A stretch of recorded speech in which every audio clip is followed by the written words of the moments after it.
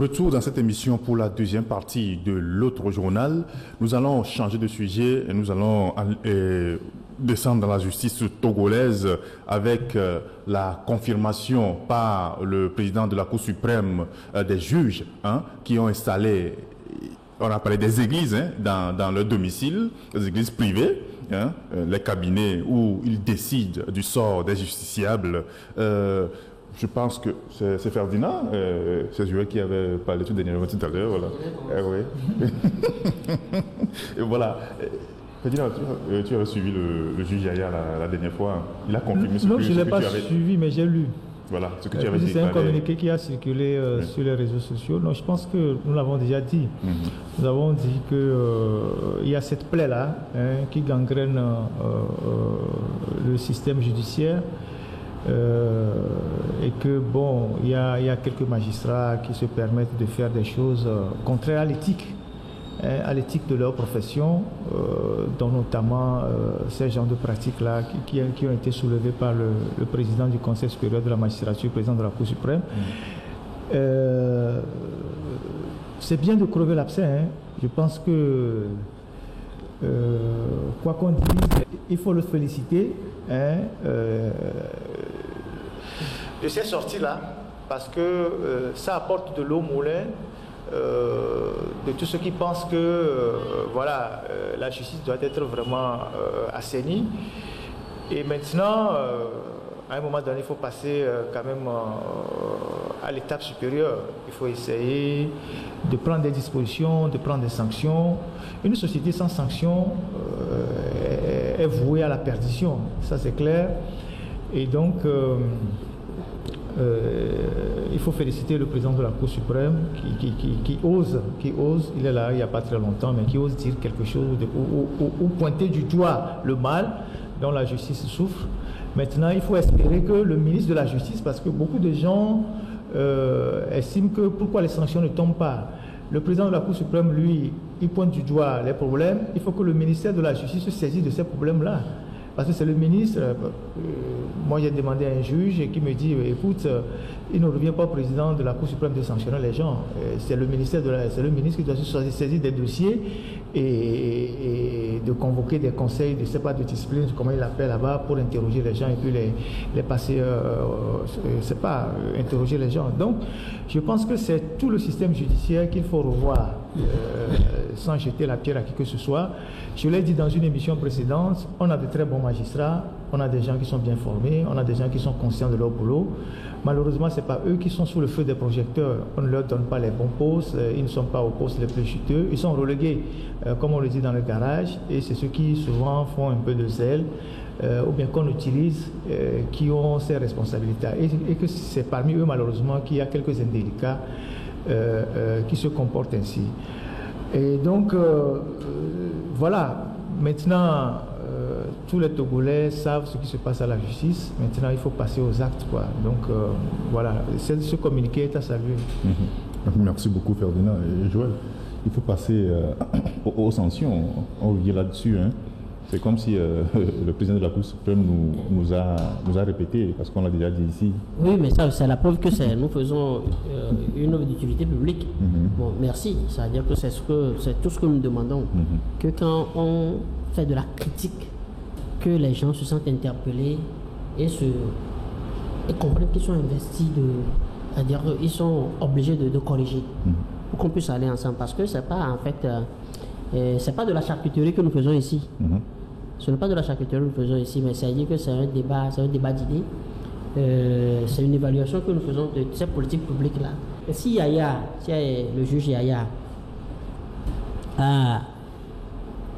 sa réaction montre qu'il a applaudi ce que c'est Santo Ferdinand qui le disait. Il a applaudi ce qui s'est dit ici et il est allé au-delà. Il dit qu'il a les preuves, qu'ils ont des preuves. Voilà, il dit qu'il a les preuves. Ils ont découvert des églises, ils n'ont pas parlé d'églises. Ils ont découvert des églises privées. Ils ont découvert des églises privées. Bon, mais moi j'ai un peu bougé sur mon siège parce que son ministre même était pasteur. Son ministre était pasteur. Est-ce que ça veut dire que le ministre vraiment a des... Bon, mais si le ministre a une église chez lui à la maison, ça veut dire que bon, ces sujets, ils peuvent avoir également des églises. Mais au-delà de ce que... Au-delà du fait que ça fait un peu marrer, il faut qu'on passe à l'acte. Et passer à l'acte, il nous a été dit que normalement c'est le ministre qui saisit le président de la Cour suprême. Le Conseil supérieur. Voilà, du Conseil supérieur de la magistrature, et qui, donc, en fait, sur la base de la saisine du ministre, agit. Bon, mais on est dans un jeu de jacouetu. On crie au voleur, tout le monde connaît le voleur, mais non, tout le monde connaît, on sait là où même le dit le voleur.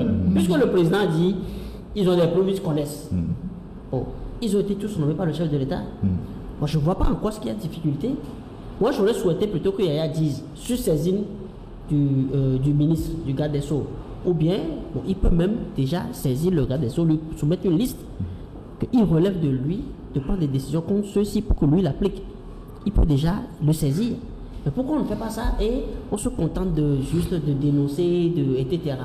Mais quand un juge installe un cabinet chez lui à la maison, ça veut dire que tout le processus qui a conduit à sa nomination, enfin à son installation comme juge, a été corrompu. Il le fait parce que il sait qu'il est soutenu par des gens. Et là, on parle du mérite. On a parlé du mérite sur ce plateau. C'est comment est-ce que les gens arrivent à la profession. Comment est-ce que les gens arrivent à la profession, qui sont arrivés à la profession par copinage, par promotion, comme on le dit, promotion, bon, ok, je parle de copinage, on comprend. Et par médéfrénisme, par militantisme, qui sont arrivés à la corporation par des voies vicieuses. Et quand tu arrives par des voies par des voies qui laissent à dire, qu'on ne soit pas étonné que tu rentres ce service-là. Et nous ne disons pas que ceux qui font ça aujourd'hui sont incompétents, mais il y a beaucoup parmi eux, on ne dit pas qu'ils sont tous incompétents, mais il y a beaucoup parmi eux dont la compétence est objet à réflexion. La compétence, elle est douteuse. Et maintenant, quand le gars installe son cabinet à la maison également, nous on ne leur donne pas raison, mais tout dépend également de comment le juge va être traité. Tout dépend de comment le juge est traité. Il a quel salaire? Il semble que, selon quelqu'un de la profession, une source de la profession, le salaire de base c'est à 400 000. Or, dans ces 400 000-là, ton bureau, c'est toi-même qui meuble ton bureau. C'est toi-même qui fais le service d'entretien. Il n'y a pas de service d'entretien pour les tribunaux. Hein? Vous allez, par exemple, moi je vous dis, ben, il faut voir maintenant les conditions. On parlait tantôt de... Ça fait maintenant qu'on parlait du cas d'Amlamé, non? Du cas d'Amlamé où le juge bouge sur la position du soleil. Mais vous allez à Thiévier, là, chef-lieu de la région maritime. Oui. Vous allez à Thiévier, moi j'étais à la Thiévier la dernière fois, on fait des trucs là. C'est le tribunal dans un champ de maïs. Pas de champ de maïs, c'est un champ composite. Parce qu'il y a des gombos par ici, il y a du maïs par là. Il y a une parcelle de manioc ici. C'est un champ du juge. Bon, c'est un champ quoi? Du juge. Non, c'est pas un champ du juge, mais les gens occupent l'espace. Mais quand tu rentres, on te dit voilà le tribunal du chef-lieu qui est du chef-lieu de la région maritime, le tribunal de Thiévier. Tu te demanderas, mais à un moment donné, je me suis dit, est-ce qu'on est déjà arrivé au tribunal? Mais voilà le tribunal. Les documents sont dessous. Tu vas à Ného, on a réflexionné un peu une partie, ce qui fait que l'environnement immédiat, c'est un peu acceptable. Mais bon, derrière, c'est une autre réalité. Tu vas à Tabligo, c'est carrément la poussière. Les documents sont sous des tas de poussière. Voilà les conditions dans lesquelles on rend le procès, et sans compter que même l'agent même qui est maltraité, mais qu'est-ce qu'il fait? Et il semble que des juges lui-même des fois des faveurs des avocats. C'est l'avocat qui l'aide à meubler son bureau, c'est l'avocat qui l'aide à réparer son crime. Donc quand l'avocat vient avec un dossier, mais soyez d'accord que le justiciable, même s'il a un droit, enfin si c'est lui qui a raison, on rend un jugement contre lui. Donc voilà un peu les conditions dans lesquelles les gens travaillent. Donc il faut que Yaya, c'est vrai, dénoncer, d'accord, mais il faut qu'on le fasse plus. Qu'on pose un visage sur ce qu'on dénonce là. Voilà ces gens-là, qu'on nous donne des exemples. Mais merci beaucoup, oui, Ferdinand. Je vous ajouter. Non, moi je pense que moi j'ai eu la chance il y a quelques années d'être dans un groupe d'experts à plusieurs reprises pour évaluer des projets de réforme de la justice au Cameroun et puis dans un autre pays africain. J'ai beaucoup appris. J'ai vu comment les gens ont vraiment investi dans la construction des tribunaux, dans la formation des magistrats et de tous les auxiliaires de justice. C'est vrai que ces projets ont été implémentés dans tous les pays africains, y compris au Togo. Le projet de modernisation de la justice, phase 1, phase 2 et tout ça. Et donc, moi j'ai vu ça, j'ai travaillé avec des experts, puisque ça fait partie de mes activités extra. J'ai vu comment les gens ont fait des choses dans leur pays. C'est-à-dire que le patriotisme passe d'abord, avant tout. Les gens ont profité de ces moyens-là pour moderniser les infrastructures judiciaires dans leur pays. Au point que tu vas même dans des localités un peu reculées, tu vois un tribunal vraiment bien construit, tu vois une mairie vraiment bien construite, tu vois le siège d'une préfecture vraiment bien construit. Au Togo, 61 ans ou 62 ans après les indépendances, sur le plan des infrastructures, nous sommes encore dans un désert total. À part les villes coloniales, où le colon a mis quelques bâtiments qui servent aujourd'hui de juridiction, Sokolé, Atakpame, Aneho, Palimé en partie, je ne sais pas, Mango, Dapon, je ne sais pas trop, peut-être aussi Bassa, où il y a eu les Allemands après les Français. Quand vous faites le tour des tribunaux dans tout le pays, mais c'est des ordures, c'est des salles d'ordures. Allez à Notien, allez à Tablibo, vient de le dire, allez à Thévier, allez à Toum, allez à, je sais pas, Bina, là, c'est Pagouda, allez à Derengouka, allez à Naki, combien là? Naki Est. Mantouri, 7e continent, allez là-bas, allez à Djarbanga, regardez ce qu'on appelle des bâtiments qui servent de juridiction. C'est des hangars. Et au point que le juge même n'est pas dans un environnement sain et confortable pour travailler. Ils n'ont pas de logement, ils n'ont pas de secrétaire, et les greffiers sont maltraités, ils n'ont pas il a dit, ils n'ont pas d'agent d'entretien. C'est le juge même qui fait appel à ses amis, à ses connaissances, de venir chaque jour nettoyer son bureau. Et ces connaissances-là, à force de venir tout le temps nettoyer le bureau du juge, il devient secrétaire du juge, il devient démarcheur, il devient portier, et il devient quelqu'un d'important au tribunal. D'où le phénomène des démarcheurs. Je ne sais pas si vous voyez. Et comment est-ce que, par exemple, quand le juge n'a pas d'ordinateur, quand son climatiseur tombe en panne, il faut attendre 6 mois avant de réparer le climatiseur. Et on m'a dit qu'à Notien, le tribunal est dans l'ancien cinéma. Vous savez, les trucs de cinéma qui ont été abandonnés là, c'est dans un truc comme ça qu'ils font les procès.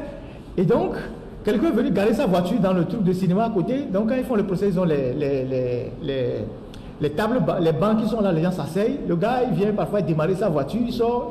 Ça dit que. Et ça. Et quand il vient démarrer, le procès s'arrête. Et ça. Le procès s'estompe le temps qu'il sort le véhicule. Et ça, nous sommes dans la ville, par exemple, de quelqu'un qui a été Premier ministre pendant 5 ans. Je ne sais pas si vous voyez. Et donc, quand nous parlons de ces choses-là, on ne le dit pas pour je ne sais pas, discréditer quelqu'un ou pointer du doigt. Non, on le dit parce que notre pays est en retard. Je ne sais pas si vous voyez. Ce n'est pas normal que 61 ans après les indépendances, nous n'avons pas de commissariat construit aux normes d'un commissariat. C'est-à-dire que vous voulez construire un commissariat a des normes sur le plan de tout ce qui concerne l'arsenal et tout et tout. Vous avez un commissariat, vous avez les bureaux des commissaires, de ses adjoints. Le commissariat central est en location depuis combien? Depuis toujours. Depuis que le commissariat central a été érigé, ils sont toujours en location. Donc vous avez par exemple, parce que les commissariats, les brigades de gendarmerie, c'est les appendices de la justice. La justice commence par là. Puis c'est eux qui sont chargés de faire les enquêtes préliminaires. C'est les auxiliaires de justice. Je ne sais pas si vous comprenez. Et donc, dans quelles conditions ils sont? Les commissariats sont dans les maisons de location. C'est quand on loue maintenant une villa, qu'on vient mettre des murs à l'intérieur d'une chambre pour faire la prison, le lieu de garde à vue, il n'y a pas de toilette. On a aménagé un coin pour le commissaire, un autre coin où il faut garder les armes, un autre coin. Mais ce n'est pas possible. Il faut par exemple lancer un concours aux architectes pour faire par exemple un modèle de commissariat avec toutes les commodités et trouver des moyens pour construire les commissariats sur l'ensemble du territoire. Il en sera de même des brigades de gendarmerie. Comme ça, quand vous avez par exemple des agents de la police, commissaires et tout qui travaillent, ils sont dans de bonnes conditions pour travailler parce qu'ils ont des locaux propres à eux, ils ont toute la commodité, ils ont l'espace, ils savent qu'ils sont au commissariat. Posez-vous la question de savoir, les fourrières, quand on ramasse les motos, c'est bien beau de ramasser les motos. Où est-ce qu'ils entreposent les motos? Vous allez dans les commissariats, c'est des nids de poubelles. Allez dans les commissariats, c'est des nids de poubelles. Et ça engendre l'insécurité. Je ne sais pas si vous voyez. Et donc, en regardant tous ces aspects-là, vous voyez même que sur le plan même de l'État, ce qu'on appelle l'État, une nation, un pays, on n'est même pas assis. C'est-à-dire qu'on n'a même pas des infrastructures pour que les gens puissent s'asseoir dans les bureaux et travailler convenablement. Et donc, on a fait un peu le tour, avant de préparer cette émission, puisqu'on devait parler de la justice, pour lister par exemple, avec le concours de quelques amis, quels sont les problèmes dont, par exemple, le système judiciaire fait face aujourd'hui. Et les problèmes sont énormes. D'abord, comment on entre dans cette profession-là? Et Joël venait de le dire. Comment est-ce qu'on peut percevoir que c'est une profession aussi sensible que le corps de la magistrature, des gens sont dedans, on ne connaît pas leur moralité, ils se permettent, par exemple, de proposer à des femmes dont les maris sont en prison des services sexuels pour libérer leur mari. C'est-à-dire qu'elle abuse de faiblesse. C'est-à-dire que vous avez votre mari, vous êtes une femme, vous avez votre mari qui se retrouve derrière les barreaux, vous commencez par faire les démarches avec le juge. Avec le temps, vous êtes familier au juge, il commence par vous faire des avances et il vous propose d'aller au lit avec lui et en contrepartie, il va libérer votre mari. Il couche avec vous, à la fin, il ne libère pas votre mari. Comment est-ce qu'un juge comme ça s'est retrouvé, comment est-ce qu'un individu comme ça s'est retrouvé dans la magistrature? Comment est-ce que des gens, quand vous amenez des affaires sur le plan matrimonial, pour être réglées au tribunal, hommes et femmes, vous êtes en procédure de divorce, il y a le problème de la garde des enfants, vous vous retrouvez devant un juge, tout ce que le juge dit, dès que la femme parle, il dit c'est bon, le monsieur ne parle pas, prenez ma carte, prenez telle enveloppe, venez dans notre église, on va prier pour vous. C'est de ça que le président de la Cour suprême parle. Et ça existe dans nos tribunaux. C'est-à-dire que le problème qu'on doit régler par la loi, le juge qui doit le régler par la loi parce que c'est sa profession, il laisse de côté la loi et dit aux justiciables, venez dans mon église, on va prier pour vous, Dieu va faire pour que le problème soit résolu. Et quand la femme se retrouve dans cette église-là, quelques mois après, on apprend que la femme commence pas à sortir avec le juge. Comment des gens comme ça se sont retrouvés dans le système de la magistrature? Ça, c'est le premier point. Comment les gens sont recrutés? C'est ça, c'est le critère fondamental. Par exemple, dans les pays développés, les fonctions, on appelle les hauts fonctionnaires d'État. C'est des fonctions où le filtre commence depuis l'université. Les gens sont formés d'une façon, c'est comme vous avez fait l'armée, la rigueur, l'éthique, l'intégrité. Mais on vous forme pour servir la République. Et vous devez être irréprochable. Et les hauts fonctionnaires restent, l'État passe. Les gouvernants passent. Je ne sais pas si vous voyez. Vous avez des gens, par exemple, comme Loïc Le Floch-Prigent. Laissez de côté les problèmes qu'il a eu, tout ça là. Mais c'est les gens qui ont été formés en France à être des hauts fonctionnaires. Il a été lui seul directeur des plus grandes sociétés d'État en France. Il y a des gens de profil comme ça. Est-ce qu'aujourd'hui au Togo, est-ce qu'on a des hauts fonctionnaires? Des gens qui sont au-dessus de la mêlée, dont la formation suscite admiration, probité et tout, et qu'on peut recommander, je ne sais pas. Je ne sais pas si vous voyez. Et donc, ce problème se pose.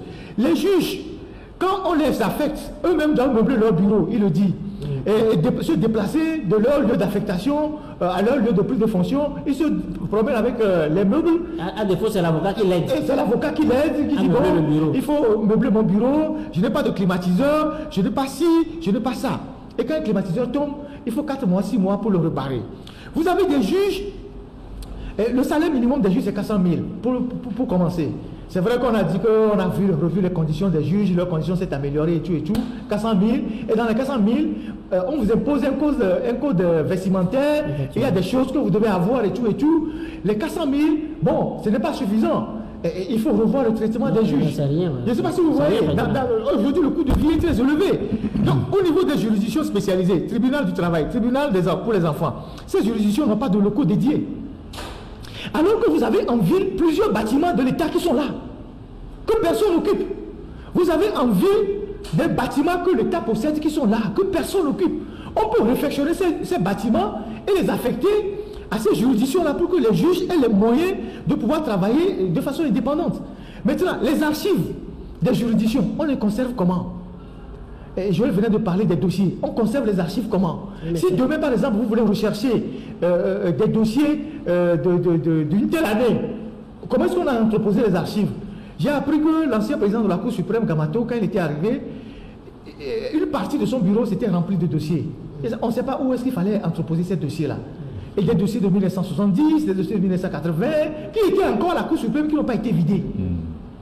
Je ne sais pas si vous voyez. Et donc, ça veut dire que jamais on n'a parlé de l'informatisation. Oui, l'informatisation du système judiciaire. Il n'y en a pas. Et pourtant, ça fait la modernisation, ça depuis 2006. Hein. Ouais. C'est depuis 2006 qu'on est en modernisation de la justice. Ouais, voilà. On n'a jamais pensé à l'informatisation. Comment on arrive si un juge au tribunal?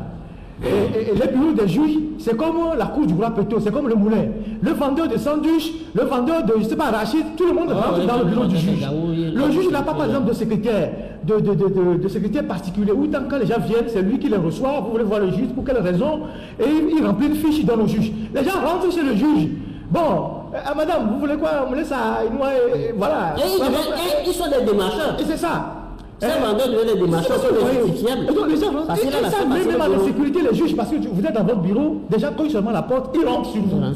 Et donc il n'y a pas suffisamment une certaine sécurité autour des juges. Il y a pas mal de choses. On vient de parler des tribunaux poubelles, tout ça là, à l'intérieur du pays, des dépotoirs. Le système informatique, ça n'existe pas. Le tribunal de commerce, par exemple, le tribunal du commerce au Togo, c'est informatisé. Mais les autres juridictions, il n'y a pas d'informatisation. Or, aujourd'hui, nous sommes dans le monde du numérique. Vous ne pouvez pas vous réjouir, faire une conférence de presse, fêter que vous avez rendu le casier judiciaire électronique sans informatiser tout le système judiciaire. C'est un contraste. Les tribunaux qui sont comme des dépotoirs, il y en a un peu partout. Les services d'entretien, il n'y en a pas. Vous allez à la cour d'appel, dans les juridictions, tout ça, personne ne fait de l'entretien. Or, on pouvait créer du travail en faisant des contrats des sociétés d'entretien qui vont venir entretenir les salles et les bureaux des juges, enlever les ordures, tout ça. Et l'État, c'est comme ça que ça doit fonctionner. On ne peut pas laisser le juge lui-même venir balayer son bureau, entretenir les fenêtres, les narcos, tout ça. Lui, il est obligé, s'il n'y a personne dans la mairie, sa nièce, son frère du village, tout ça, pour venir faire ce travail-là. Et chemin faisant, son frère devient son attaché personnel et devient démarcheur. Et il gère les dossiers avec lui. Voilà des trucs qu'il faut régler. Et donc, il y a tout ça. Il n'y a pas de fonds de roulement pour les palais. Tout est centralisé au niveau du trésor. Vous savez que les juridictions font de l'argent. Parce que tout ce que vous allez faire dans les tribunaux, il faut payer. Mais tout cet argent-là, il n'y a pas un retour des fonds pour que les palais puissent avoir les fonds pour... par exemple, vous avez le palais de Lomé, il n'y a pas de sonorisation. Le juge est obligé de faire un effort inimaginable pour que la salle puisse l'entendre. Et pour un pays indépendant, ce n'est pas normal. Donc c'est des choses élémentaires qu'il faut régler. Il n'y a pas de voiture de commandement pour les chefs de cour des tribunaux. Il n'y a pas de voiture de commandement pour les chefs de cour des tribunaux. Il n'y en a pas. Il n'y a pas. Les autorités trouvent quand même des moyens pour leur fournir au moment des élections des voitures. Quand il y a les élections, on leur donne les voitures. C'est-à-dire quand il y a les élections, on leur donne des voitures. Mais dès que les élections passent, ils n'ont plus de voitures. Il n'y a pas de voiture de commandement. Je ne sais pas si vous voyez.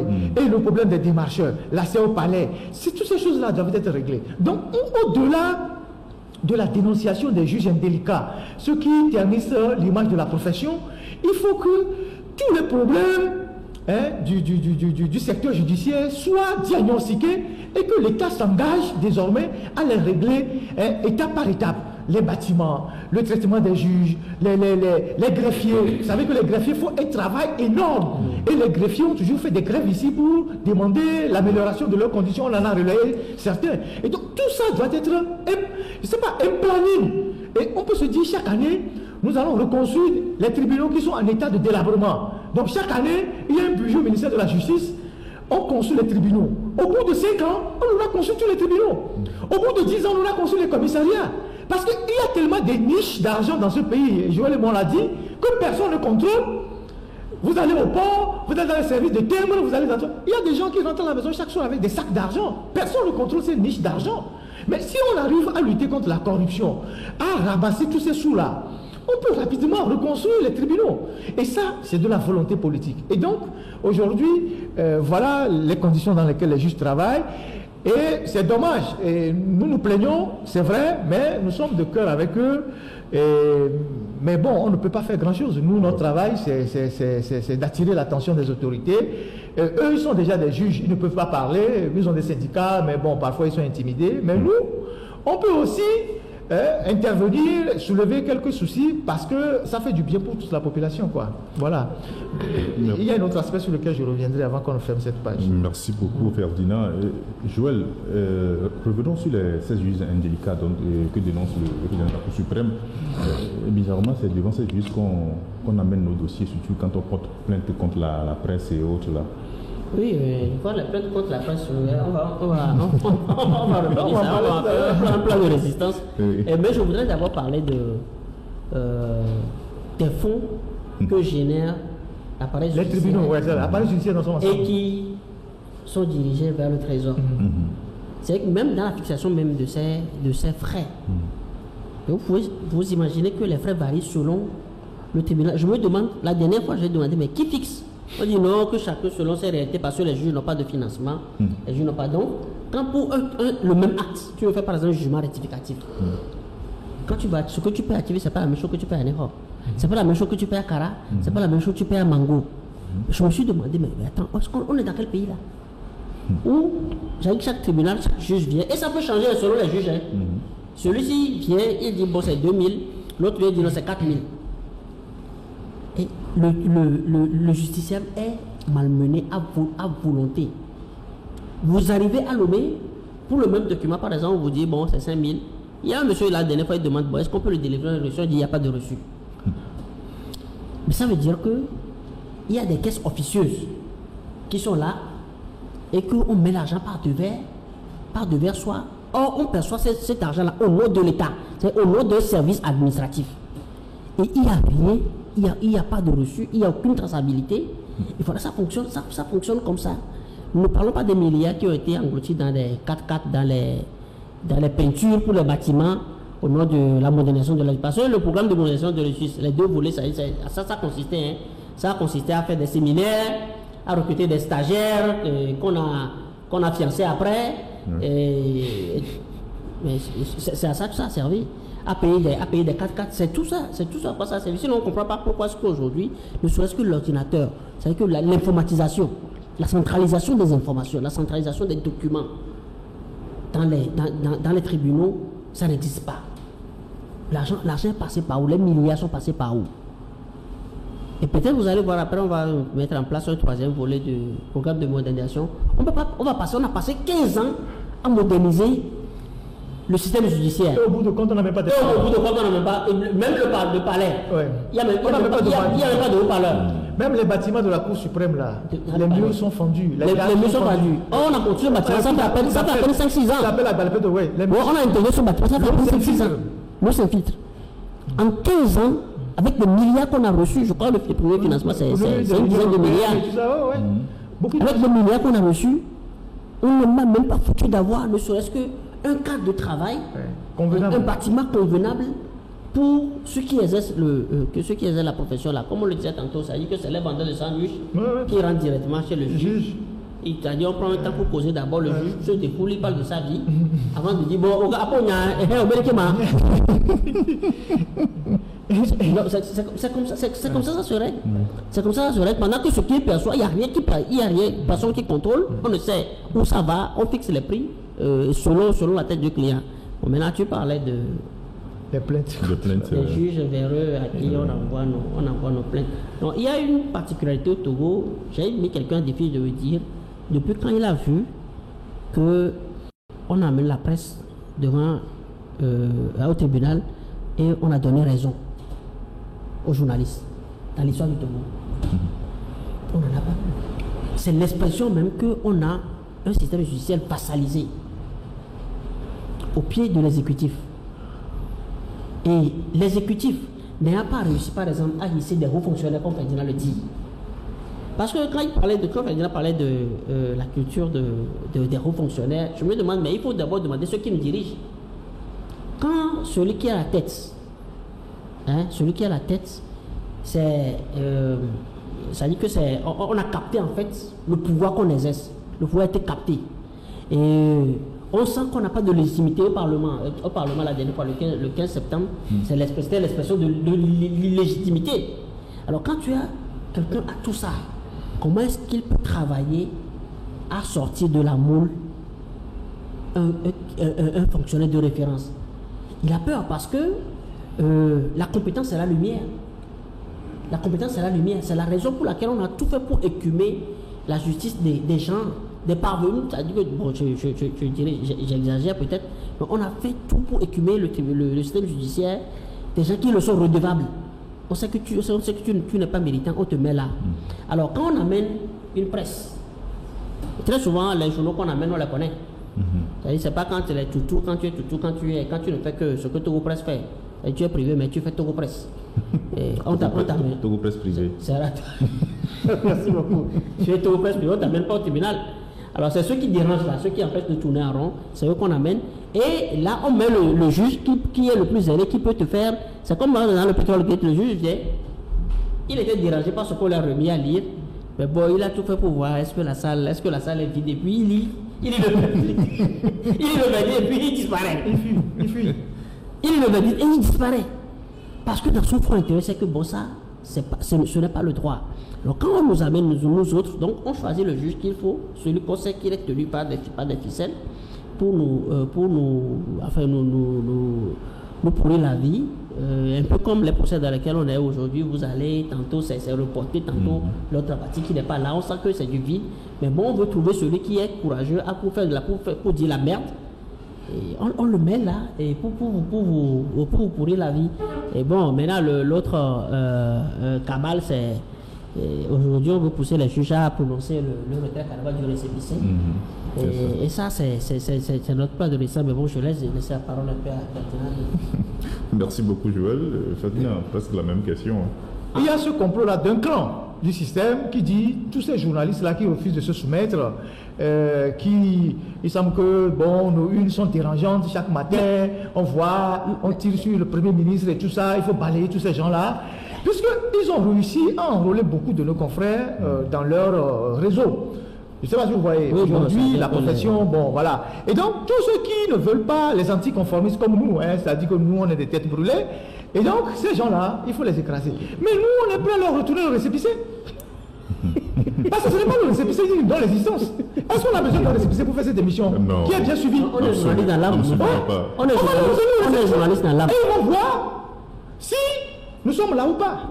S'ils veulent le récépissé, on n'a pas besoin d'aller au tribunal. Ils n'ont qu'à nous écrire officiellement une lettre. Que bon, les gars, vous nous dérangez trop.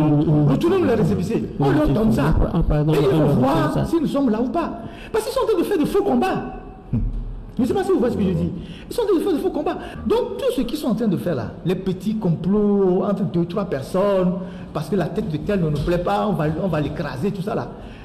Nous, on ne les regarde pas. Nous faisons notre boulot. C'est notre boulot d'être journaliste et de faire des analyses. Vous posez des axes, nous on fait des analyses. C'est notre boulot d'aller au secours des gens qui n'ont pas, qui sont frappés d'injustice.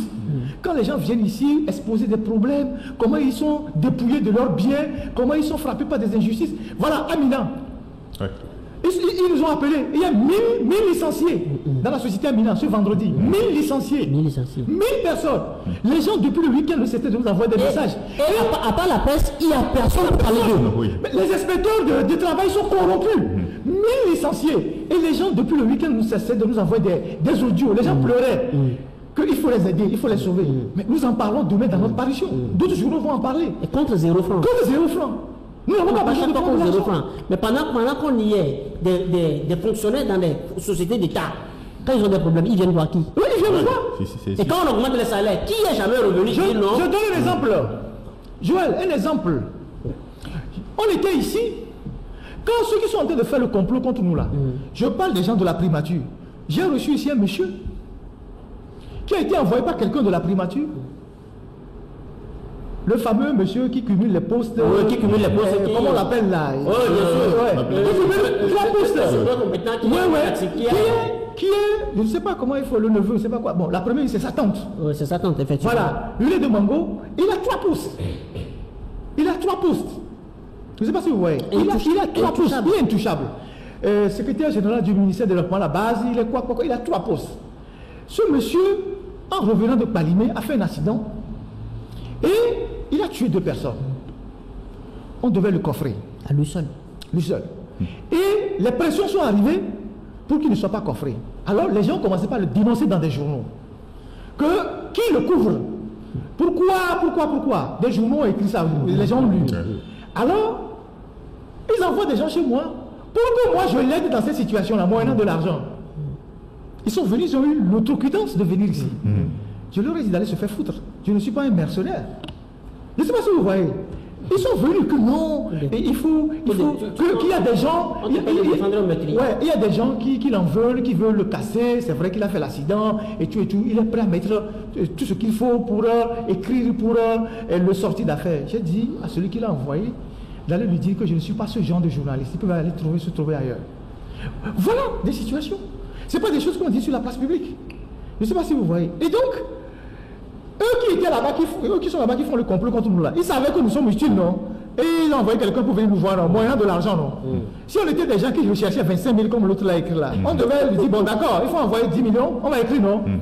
Voilà. Et donc, voilà le pays dans lequel nous vivons. Les gens pensent que les fondements des valeurs, dont eux-mêmes ils sont les symboles, ça touche tout le monde. Ça touche tout le monde. Moi, ça ne me touche pas. Ça ne me touche pas. Ça ne me touche pas. Je ne suis pas irréprochable, je ne suis pas au-dessus de la loi.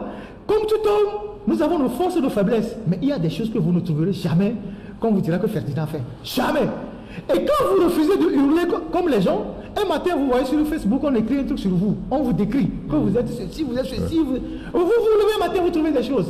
Et on décrit, on vous paie un noir, on vous décrit d'une manière à jeter le pompe sur vous dans l'opinion. Mais mon frère, nous sommes dans un bras de fer devant l'opinion. Et l'opinion, c'est toujours faire la distinction. Faire la distinction. Quand tu vois du nom, mais combien de fois nous n'avons pas été traités de tous les noms, etc. On voit des ayatollahs, des gens, eux ils sont là, c'est pour pianoter et mûrir aux autres. Mais on est toujours là. On est toujours là. Ça veut dire que ces gens qui te voient dans la rue, qui viennent t'embrasser, ils te félicitent et ils te demandent même de l'aider. Ils te félicitent, mais ils te demandent même de l'aider. Mais on est toujours là. Jusque-là, on n'a pas encore dit que bon, on a vu Ferdinand dans un braquage. Non. Ou bien Joël dans une affaire de trucs là, de chantage, d'escroquerie. Jamais. Hein? Bon, mais on ne sait pas pourquoi ça énerve. Vous avez le miel, le beurre et le lait. Le pain aussi. Et le pain.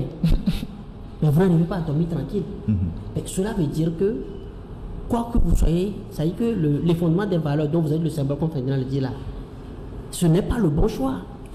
Ce n'est pas le bon choix. Et que d'une façon ou d'une autre, il vous faudra revenir dans le droit chemin parce que quand vous mettez à table avec le diable, après que vous avez fini de consommer le plat, le diable te consomme toi-même. C'est clair. Mais tu manges avec le diable, après que le plat soit fini, le diable te consomme. Parce qu'il nous consomme tout. Alors quand, depuis fin 2020, parce que c'est après la suspension là, la suspension en cascade là, ils se sont rendus compte que la suspension ça ne le fait pas mal parce que même dans le silence, vous n'êtes pas sur le marché, mais les gens vous réclament. Bon, même quand vous faites le débat, ça dit que vous vous empêchez de dormir. Ils sont allés en réunion pour réfléchir, voir mais qu'est-ce qu'il faut faire. Il faut carrément le retirer le récépissé. Ils ont donné des consignes aux radios de ne plus nous inviter. On a compris. Effectivement. Nous avons créé notre propre cadre de et au-delà, ils ont plusieurs scénarios. Soit vous contraignent par la caisse nationale, enfin par le fisc, etc. Ils ont plusieurs scénarios en eux. Et c'est pour tenir l'opinion témoin que quand nous on met en place tout ce qu'ils ont conduit là, on met ça en place. Si demain, vous voyez, ne soyez pas étonnés. Ne soyez pas étonnés. Parce qu'ils cherchent à voir. Vous savez qui? Mais est-ce qu'on a besoin d'avoir quelqu'un derrière quand tu es dans la vérité? Moi j'ai mis sur mon profil WhatsApp, ceux qui ont mon numéro, ils voient sur mon profil WhatsApp, ils disent, mais il n'y a pas meilleur lieu de confort que la vérité et le bien. Tu fais les deux, puis tu es tranquille. Nous ne disons pas que nous sommes... enfin, nous essayons d'être les lotus du marécage. Nous essayons de l'être. On ne peut pas dire que nous le sommes. Mais si chacun essayait, d'être ce lotus-là, ou bien chacun essaye d'être un peu cette luciole dans les ténèbres, on va créer la lumière. Mais quand tout le monde croit que non, ben, quand je prends des raccourcis, je vais dans ces réunions nocturnes, etc., libre à eux, moi je respecte leur choix. Chacun est libre de prendre ses raccourcis, mais qu'ils laissent les autres aussi, ceux qui ne veulent pas venir à ce festin-là, hein, à ce festin et miner, mais qu'ils les laissent suivre leur chemin. Et ils ne arriveront pas à... Leur complot ne prendra pas corps. Oh, de toute façon, on les a dénoncés très tôt. Bien sûr. C'est là où ils font le complot, nous sommes là-bas. Voilà. Oui, ça veut dire que là où ils dorment. Voilà. Là où ils se cachent, c'est là où on dort. Merci, messieurs. On vous donne un peu la latitude de prendre une gorgée d'eau.